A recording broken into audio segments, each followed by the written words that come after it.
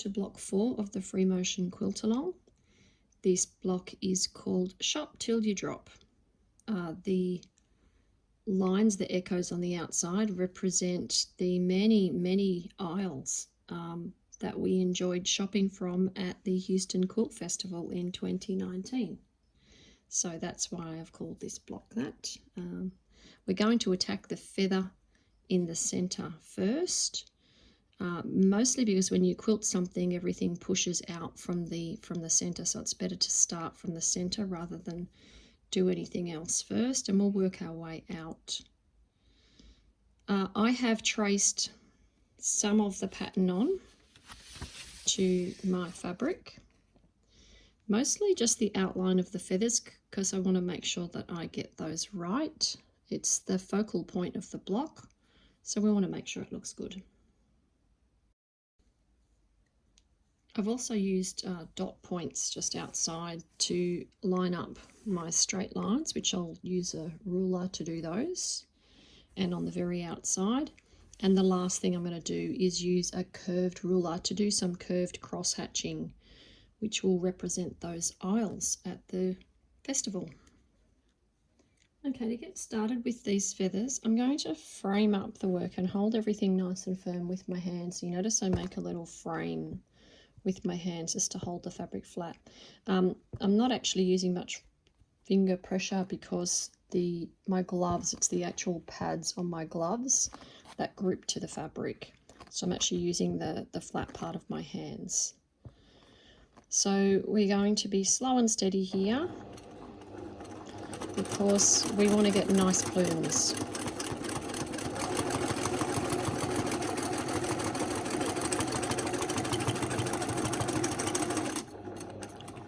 Now that's the place where you can stop. Don't try to stop on these outside lines, just try to do the whole plume in one go. If you stop and then you take off again, you're probably going to notice it. So stop in the stopping points inside the feather.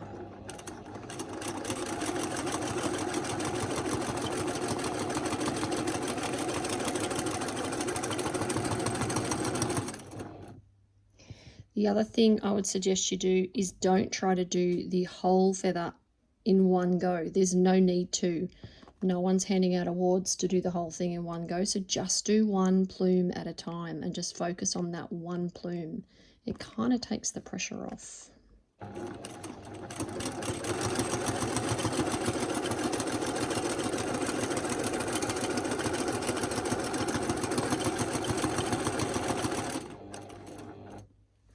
Don't stress too much if you don't exactly make it on your pencil marks. They're just there to be a guide.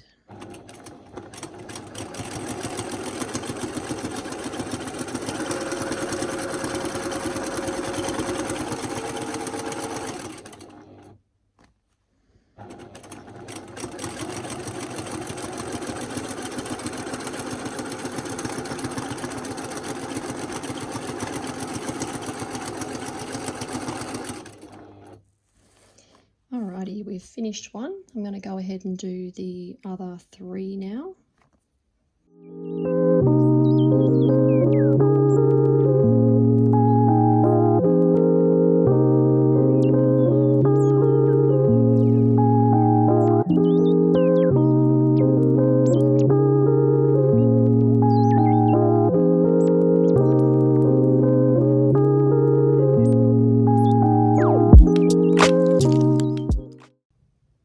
So there we have it, finished all 4 plumes now. And as you can see, look, they're not perfect. There's always going to be little bits here and there that you don't like. But remember, we are looking at the big picture. So we're not even, when we finish, we're not even going to be looking at one block. We're going to be looking at a whole quilt design. So don't get hung up on little bits that you don't love, okay? Just live with it. It's all about learning and practicing. Alright, well, step 2 for this block is to run a double frame around the outside. So I'm not going to use the Fremo friend for this. I've gone for the all-rounder ruler because it's such a long way to go and I don't think I would get it straight with the little Fremo friend. It just needs a slightly longer ruler. So away we go with that first frame.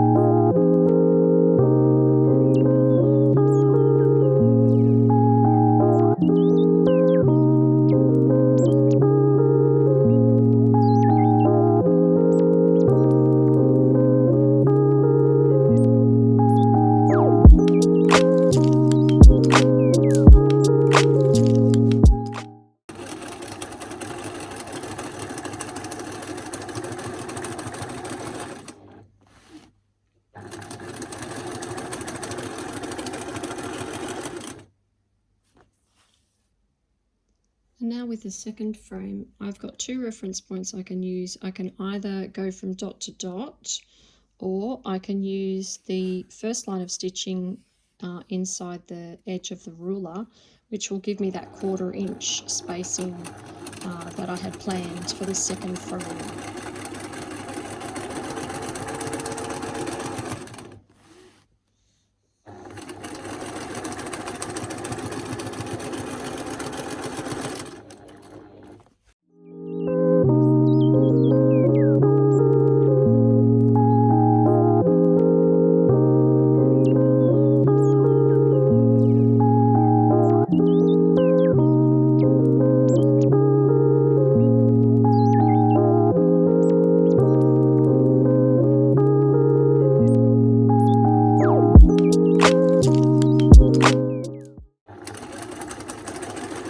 And there we go, back at the beginning again.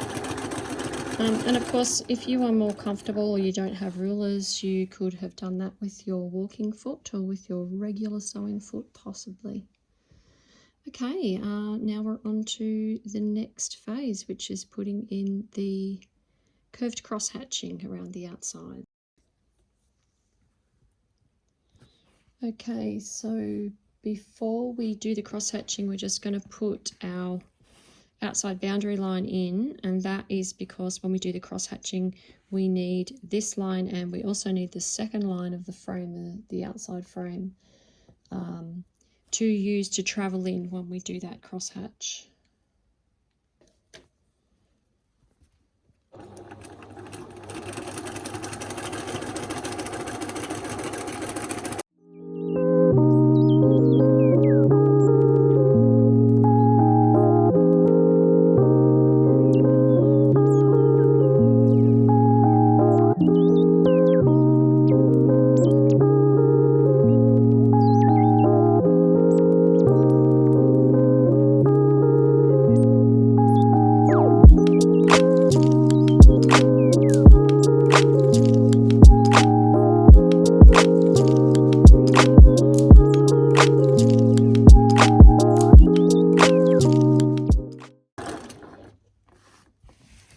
And there we go, now we're ready to do that cross hatch.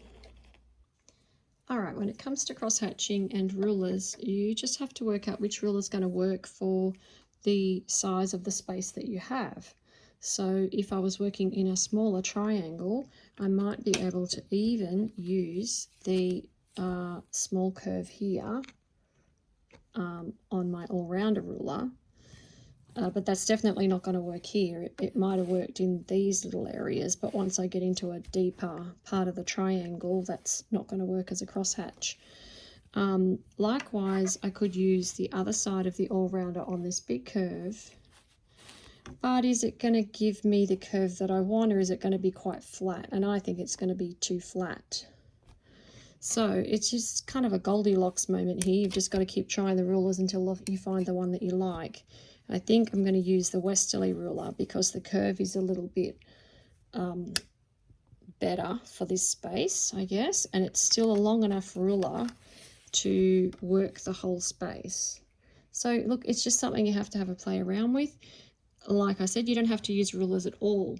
You could draw the lines on from the pattern and pop your walking foot on and just stitch over the lines. That's okay too. It's all quilting at the end of the day. Okay, so I've decided to go with the westerly ruler now. And here's the thing about cross hatching. You think you can start somewhere in the middle and then work your way across. You really need to start from one side, because just like we use the straight rulers and the lines on the straight ruler, we're going to use the lines on the cross hatch ruler as well. So we need to put some lines in to use to grade out. So starting over this way and coming back that way isn't going to work. We have to work from this side, put a line of stitching in, and then continue to work our way across, whichever way we're going to do that curve. I'll get my hand out of the way for a sec. There we go. So you can't work from this side and work your way across. You have to work from this side, put the lines in and use those lines to grade across. You know, it all just makes so much more sense when you're actually doing it. But the trick is here, you need to work from one edge and over to the other edge. So let's get stuck into that. Okay, I have gone ahead and drawn in a few of the grading lines, actually using the ruler and a thing called a 1/4 inch spacer, which is that little guy there. It's very handy if you want to see where the stitching is going to end up just before you kick in and start sewing. So I've just used the edge of the ruler, I put the spacer up against it, put my pen nib inside it and ran that along the ruler, and that's given me these blue lines along here. So that tells me, yep, that's what I want it to look like. I'm heading in the right direction. I know what sort of spacing I want to give it with the ruler, what kind of echoes I want to make. And it just saves a whole bunch of time later on.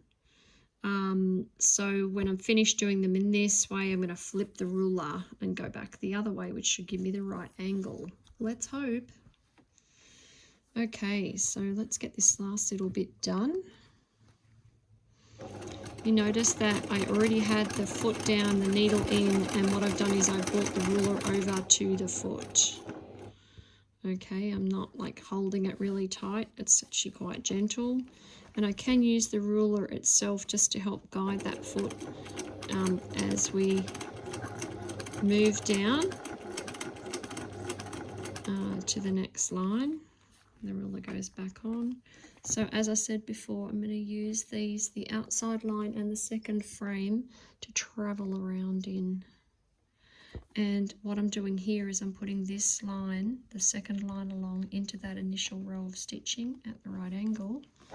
Should make the crosshatch work right too.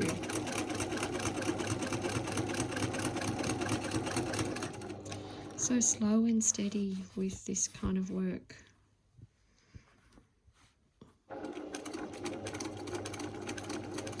You want to try to get your stitches into your previous line of stitching every time, not have any of them in that white space. So again, I'm not looking over here, I'm looking at this line of the ruler lining up with my previous row of stitches. Because pretty soon I'm going to run out of blue lines, so there's no point in looking at those blue lines because I've only done 4 or 5 of them.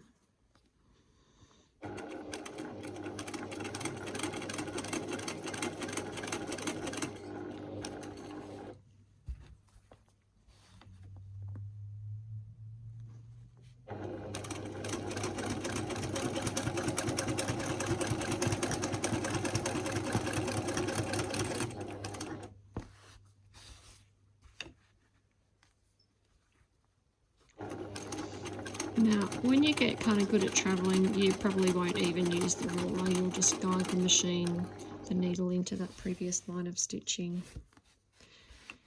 But why not use the ruler? That's what it's there for. Okay, I'm lining up the stitching into that line again, and away we go.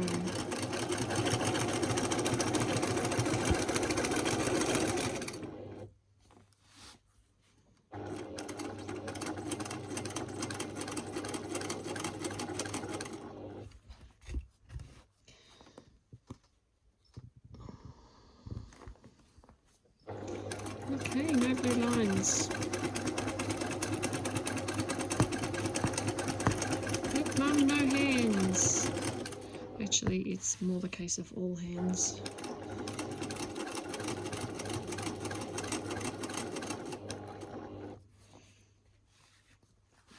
Okay, so lining up the stitching with the echo lines on the ruler. Away you go. I do have to say, I have always loved this crystal ruler for crosshatching.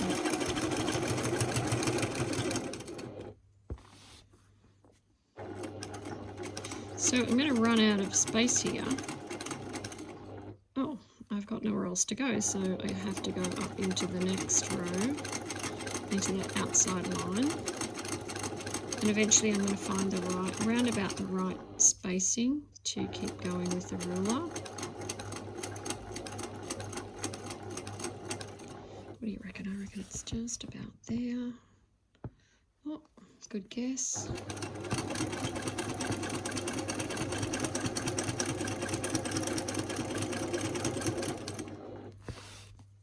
Okay, and travel along again.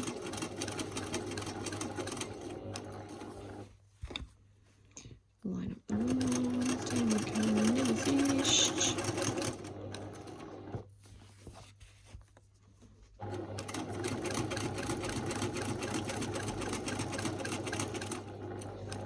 Actually, I reckon that'll be far enough. So I'll try and move that in a place where you can see it. There we go. That's all the cross hatching done one way. And now what I have to do is line the ruler up, and I'm probably going to pop the blue lines back on coming back the other way to make sure I get the angle right. Okay, so I have actually put the 2 blue lines on coming back the other way just to make sure I'm getting the angle right and it doesn't look too kind of out of whack or skewed. I am going to stitch in the first line of stitching. I've only done 2 this time because I feel like I'm pretty satisfied that the angle is right.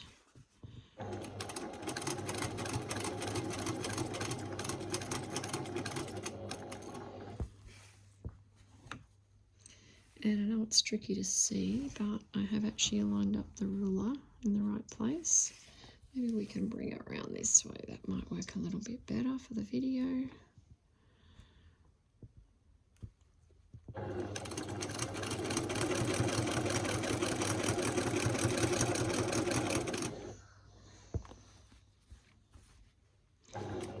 And traveling.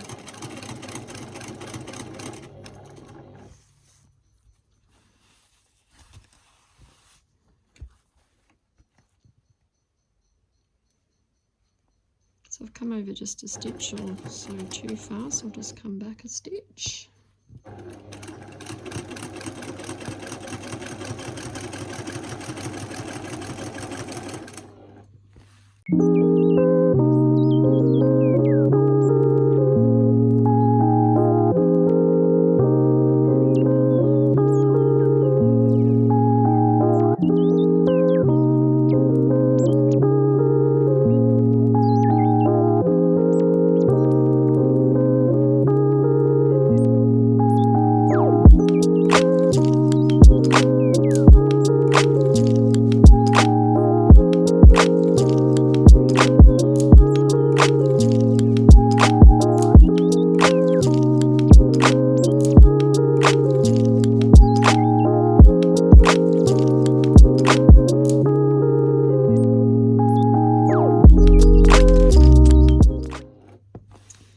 Okay, and there we go. You can see the cross hatching and it is quite evenly spaced and the angles are good as well. So sometimes it just, you know, ruler work, take your time with it, be happy with the way it looks. Okay, so you can see I finished the curved cross hatching on all the 4 corners and it's really looking nice and uniform. And I just wanted to show you that that's not all. If you want to do a little bit more quilting, you can. I think it looks nice and evenly quilted, but you've got to remember that these spaces here could be, although they are a fill themselves, they could be a space for another fill, depending on how much quilting you want to do. So what I've done is I've just, on my sample piece, I've just done a very small crosshatch sample using the same measurements. So we've got the same amount of space in each one. I'm just going to show you a couple of really quick things that you might like to do as a variation to the original pattern. So the first thing I'm going to do is just like a little lattice grid, because if you think about it, your crosshatch is a lattice. You know, it's just little squares, but they're more like little diamonds. So you can basically just go from point to point there. Looks like my foot's just a little bit too high. Bring it down a notch. And that's just a matter of in and back towards the corner once you hit the center. And same on the other side. And you're just going backwards and forwards. Get that thread out of the way.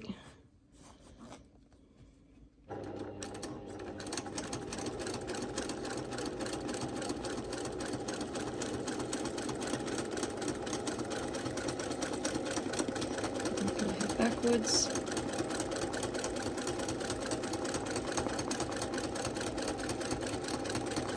My foot might still be sitting a little bit too high, but popping around there.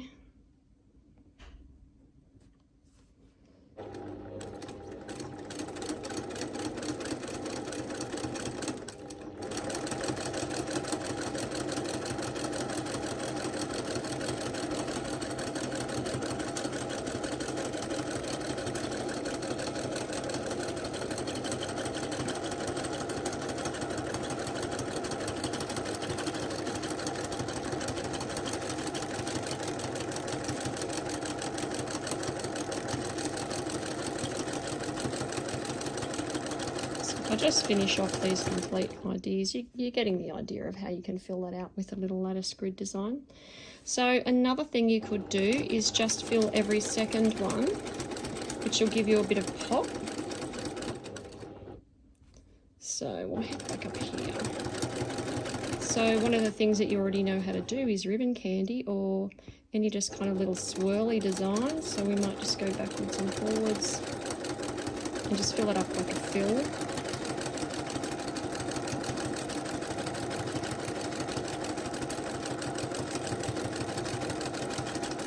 So what's going to happen is any of the spaces next door to this design are really going to pop. The quilting's going to puff up nicely.